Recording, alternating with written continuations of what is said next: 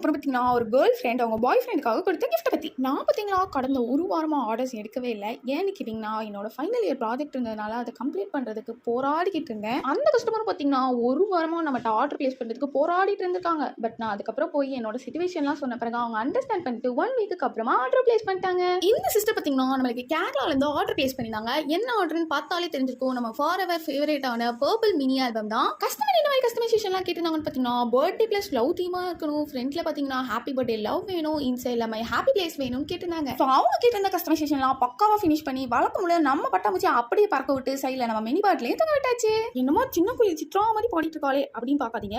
நான் ரீல்ஸை பார்த்து நல்லா வைப் பண்ணிக்கிட்டு இருந்தேன். அதே வைப்லேயே நம்ம மினி குட்டான பேக் பண்ண ஆரம்பிச்சாச்சு. பேக்கிங் டப்பாமில் நம்ம லோகோ ஓட்டுறதுக்காக என்னோட சுருக்கு பையை எடுத்துட்டேன். என் சுருக்கு பையில தான் நான் எல்லா ஸ்டிக்கரையும் ஒழிச்சு வச்சிருப்பேன். அதுக்குள்ள இருந்து ஸ்டிக்கரை கண்டுபிடிக்கிறது கொஞ்சம் கஷ்டமான டாஸ்க் தான். பட் இருந்தாலும் ஸ்டிக்கரை கண்டுபிடிச்சிட்டேன். இவன் பார்த்தீங்கன்னா சேஃபா கேரளா கூப்பிட்டு போயிட்டோம். கஸ்டமர் இவனை பார்த்து